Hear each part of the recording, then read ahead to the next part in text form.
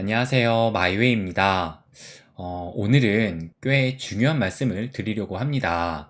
어떻게 보면 이제 이 미국이 이 암호화폐 시장에서 새 판을 깔려는 그 첫 번째 단계가 시작이 되었구나라고 그런 생각이 들어서 그거에 대해서 오늘은 좀 말씀을 드리려고 해요.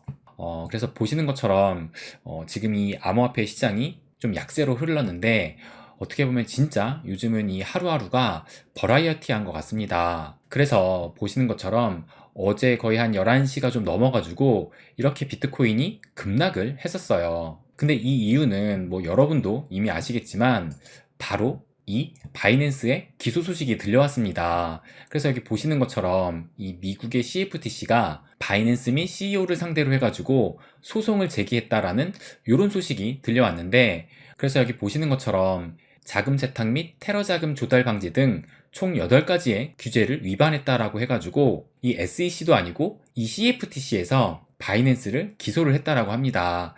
그래서 그 내용을 간단하게 보면 보시는 것처럼 뭐 자금 세탁, 고객 신원 확인 등 총체적으로 법을 위반했다라고 하면서 이 바이낸스가 미국 법보다는 사업이 중요하다라고 하면서 지금 이 바이낸스는 미국인을 대상으로 해서 사업을 할 수가 없는데, 그래가지고 이 별도 법인인 바이낸스 US가 있었던 거예요.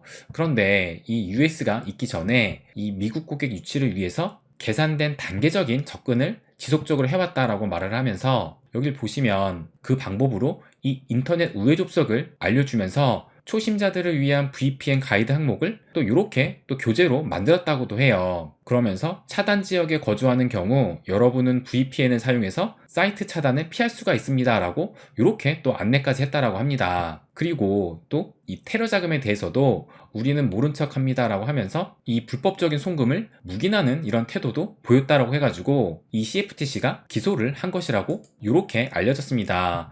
그래서 이 CFTC가 지금 법원에 요청한 게 뭐냐면, 여기 보시는 것처럼 바이낸스에 대해서 벌금 부과 외에 거래 금지 및 등록 금지 조치, 또 소송 비용 부담과 불법 활동을 통한 수익급 전액을 반환하는 등 그런 조치를 내려달라고 법원에 요청을 한 거예요.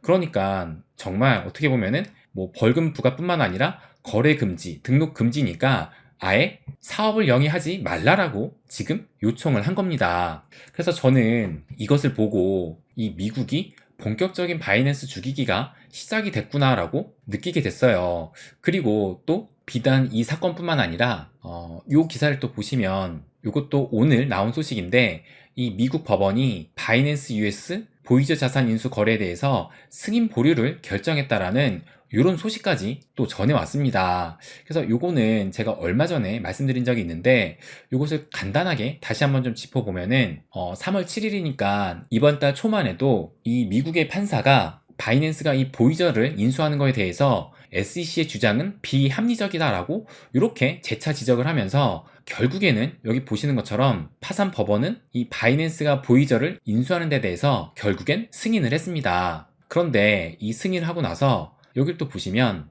결국에 이 SEC는 이 법무부 산하 연방 관제인 제도를 통해서 이 인수를 반대한다라는 항소장을 다시 제출하게 돼요. 그리고 나서 또 여길 보시면 항소장을 제출함과 동시에 이 인수 승인에 대한 보류 요청까지 하게 됩니다.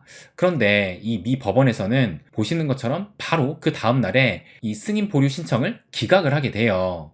그만큼 미 법원이 이 SEC 행동을 좀 못마땅하게 봤던 겁니다. 그런데 이게 지금 그 기류가 바뀐 건데, 이 기사를 또 보시면 3월 24일이니까 얼마 전에 미국 법원이 바이낸스 US가 보이저 자산 인수의 행정 집행을 유예한다라는 이런 발표를 또 하게 돼요. 그러면서 여기 보시면 법원은 별도 이 회의를 열어가지고 SEC 측 요청을 받아들이기로 했다라고 하면서, 이에 따라 이 SEC는 항소를 준비할 수 있는 추가 시간을 벌었다라고 이렇게 또 말을 하고 있어요. 그러다가 오늘 이런 소식이 들려온 건데, 결국엔 이 미 법원이 바이낸스 US 보이저 자산 인수 거래에 대해서 승인을 보류하기로 했다라고 이렇게 또 소식이 전해졌습니다. 그래서 저는 이 일련의 이 사건 흐름을 보고 지금 어떻게 보면 좀 조직적으로 이 바이낸스를 죽이려고 한다라는 그런 느낌이 좀 들었습니다. 그렇다면 왜 지금 이 미국은 바이낸스를 죽이려고 하는 것일까요? 그럼 요거를 좀 보시면 지금 요게 이 거래소의 순위를 나타내고 있는 건데, 여러분도 아시다시피 지금 세계 최대 거래소이고 가장 큰 거래소는 바로 바이낸스입니다. 그리고 이 세계 2위 거래소가 이 코인베이스라고 이렇게 또 나와 있어요. 그래서 지금 현재 1위가 이 바이낸스지만 얼마 전까지만 해도 이 2위권에 FTX가 있었습니다. 그래서 이 FTX가 미국의 대표적인 거래소 역할을 하면서 어떻게 보면은 이 기관들은 이 코인베이스가 잡고 있고, 그리고 이 개인 쪽 거래를 FTX가 잡고 있었어요. 그리고 이 FTX는 로비도 많이 하면서 정치인, 그리고 또 심지어 이 SEC의 게리 갠슬러까지 그 커넥션을 유지하고 있었습니다. 그런데 결국 이 FTX가 무너지고 말았어요. 그리고 지금 2위 거래소가 이렇게 코인베이스라고 나오지만, 보시면 이 거래량을 봤을 때 이 거래량 순위로 보면 보시는 것처럼 1위는 여전히 이 바이낸스지만, 이 거래량 기준으로 했을 때는 지금 2위가 아니라 거의 한 9위 정도쯤에 위치하고 있습니다. 그런데 지금 순위보다도 이 거래량이 보시면 바이낸스와 비교를 해가지고 거의 10배 정도 차이가 난다는 걸 알 수가 있어요.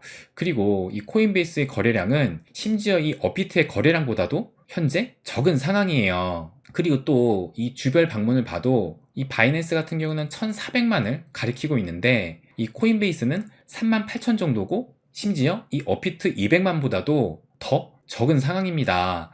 그러니까 아무래도 이 코인베이스 같은 경우는 개인 대상을 하기보다는 기관 대상을 하기 때문에 개인이 특화되어 있는 거래소가 아니라는 거예요. 그런데 또 여기서 우리가 생각해 봐야 될 것이, 지금 현재 이 암호화폐에 대한 미국의 입장은 어떤지 그것을 한번 좀 살펴볼게요.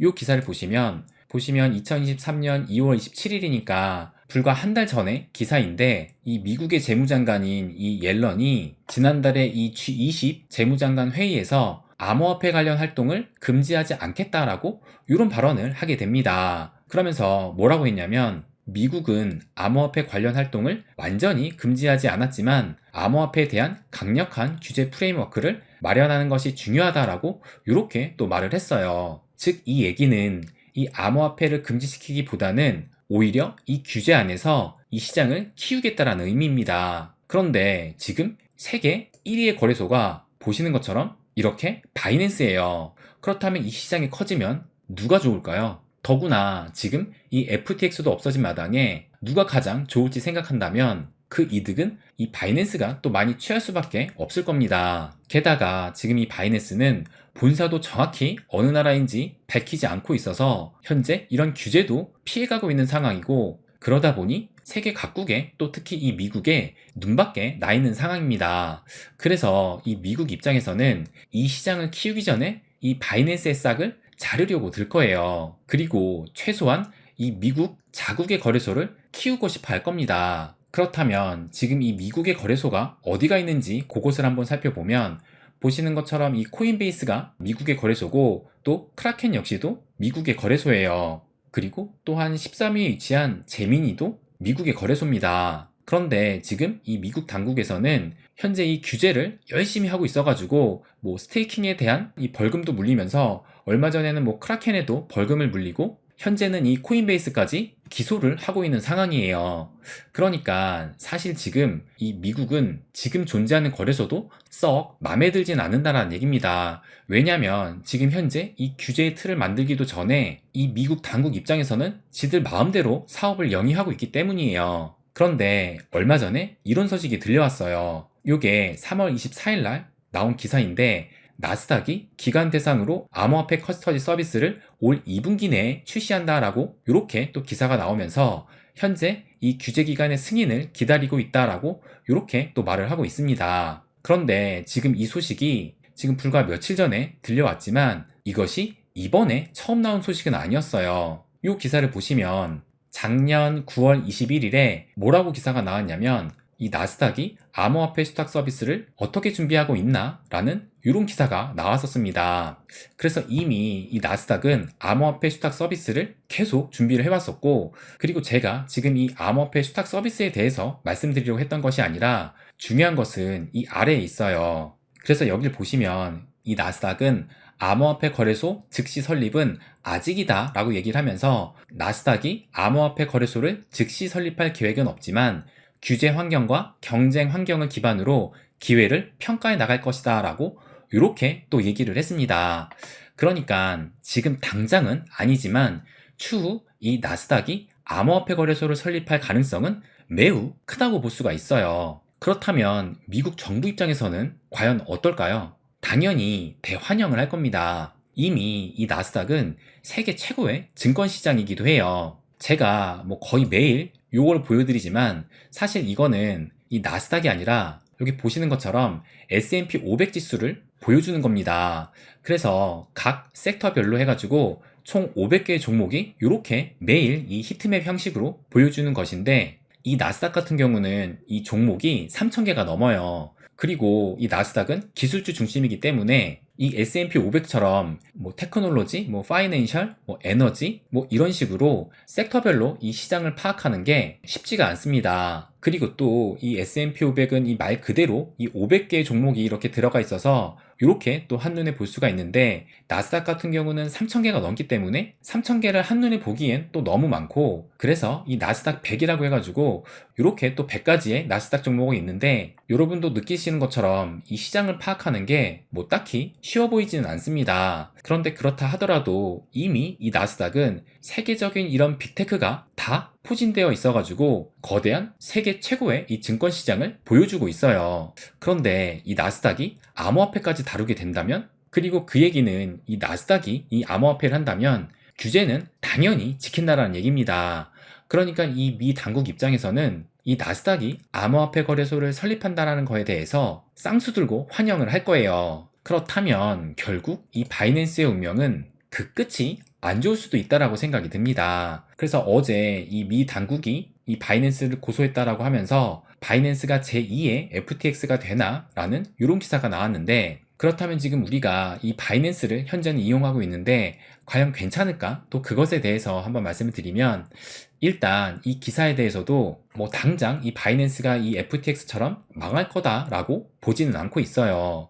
그리고 제가 좀 전에 이 나스닥 암호화폐 거래소도 말씀을 드렸지만 사실 아직은 좀 먼 이야기입니다. 그 전에 이 미국에서 확실한 이 규제가 나와야 할 거예요. 더구나 지금 이 암호화폐에 대해 증권 여부도 결정이 안 나와 있는 상황이기 때문에 한번 의회가 명확하게 이 증권 여부에 대해서 판가름을 내준 후 그리고 또 어느 정도의 이 규제의 틀이 만들어진 다음에 그 뒤에 이 나스닥도 암호화폐 거래소를 만들 수가 있을 겁니다. 그리고 또 이 차트를 보게 되면 어제 하락으로 보시는 것처럼 이렇게 또 장대의 음봉이 나오면서 이 상승 추세의 이 트렌드를 깨고 내려오긴 했어요. 그럼에도 지금 요 네모 이 박스권을 보시면 아직은 이 박스권 안에서 움직이고 있기 때문에 어제 이 바이낸스 이슈가 시장에 뭐 아주 큰 충격으로 다가왔다라고는 생각하진 않습니다. 그리고 현재 이 바이낸스의 총 자산을 또 확인해 보면 보시는 것처럼 현재 633억 달러의 자산을 보유하고 있다는 것을 알 수가 있어요.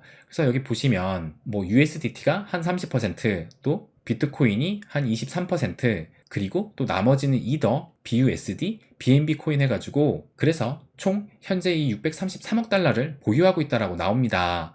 그런데 이 금액이 또 이 기사를 보시면 작년 12월 14일이니까 작년에 한창 이 FTX 사태가 발생하고 나서 이 시장이 엄청 이 불안정할 때 보시는 것처럼 바이낸스가 24시간 동안 38억 달러가 순유출이 됐다라고 하는데 그때 이 바이낸스의 총 자산이 604억 달러였습니다. 그런데 지금은 그보다도 더 많은 633억 달러를 보이고 있으니까 이게 지금 5분마다 업데이트가 되고 있는 거거든요. 그러니까 어제 소식으로 뭐 바이낸스에 이 뱅크런, 뭐 코인런은 발생하진 않았다는 것을 알 수가 있습니다. 그렇다면 이번 이 바이낸스 이슈에 대한 저의 생각을 또 마지막으로 한번 또 말씀드리겠습니다. 일단 이 기사를 한번 보시면 이것이 올 초에 나왔던 기사인데 바이낸스의 비트코인 거래 점유율이 급증을 하고 있다고 하면서 이것이 수수료 제로의 영향이다라고 이렇게 또 기사가 나왔어요. 그러니까 한동안 이 바이낸스가 비트코인 거래에 대해서 수수료를 전혀 받질 않았습니다. 그러다 보니 이 비트코인 거래 점유율이 급증을 하게 됐고 결국 이 바이낸스의 시장 점유율이 한때는 70%까지 엄청 올라가게 됐어요. 그래서 이 기사를 보시면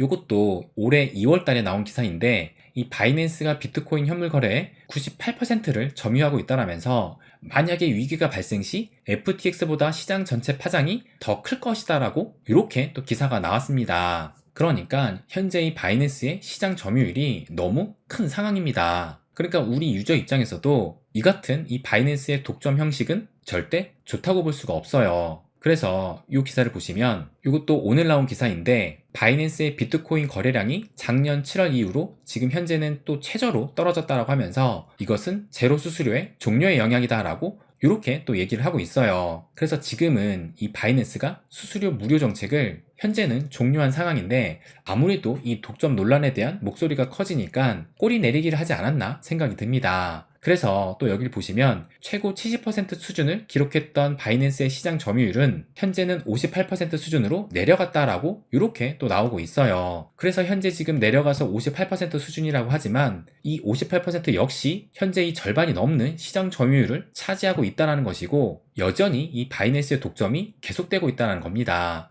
그래서 앞으로 이 시장 점유율이 좀 자연스럽게 다른 거래소로 분산되어야 되지 않을까 생각을 합니다. 그리고 또 우리 유저 입장에서도 만약에 이 나스닥이 운영하는 암호화폐 거래소가 탄생한다면 절대 또 반대할 이유가 없어요. 그것은 즉 이 나스닥의 암호화폐 거래소라고 하면은 당연히 이 시장에 자금이 몰릴 것이고 이 시장의 사이즈도 앞으로 훨씬 커진다라는 의미입니다. 아무튼 이번 이 바이낸스 기소의 이면에는 이 미국이 자신의 그늘 아래서 이 암호화폐 시장을 더욱 키우려는 그런 숨은 의도가 숨겨져 있다고 생각을 해요. 또 그 중에 하나로 얼마 전에 이 SEC는 이 후오비의 저스틴 선을 기소하기도 했고 또 이 기사를 보시면 이것도 이달 초에 이 뉴욕의 규제기관이 쿠코인에 대해서 소송을 또 제기하기도 했습니다. 그러니까 뭐 후오비라든지 쿠코인이 이 미국 거래소가 아니고 어느 정도 이 중국 자본이 들어가 있는 거래소라고 볼 수가 있어요. 그래서 결국 이 미국은 이 암호화폐를 받아들이는 대신에 새 판을 짜고 싶어 할 것이라고 생각을 합니다. 뭐 제가 지금 이렇게 말씀을 드렸지만 저도 현재는 이 바이낸스 유저로서 바이낸스가 망하기를 바라고 있는 것은 아닙니다. 다만 이 암호화폐 시장이 건전하게 되려면 누군가의 독점은 절대 옳지 않다고 생각을 해요. 그리고 이번 이슈가 미국의 이 암호화폐 시장의 새 판을 짜기 위한 그 출발점이라고 생각을 하고 또 미국의 시장 점유율 찾기에 계기가 될 것이라고 봅니다. 네, 그럼 오늘은 여기까지 하겠습니다. 항상 제 이야기 끝까지 들어주셔서 감사드립니다. 부자가 되는 길, 마이웨이.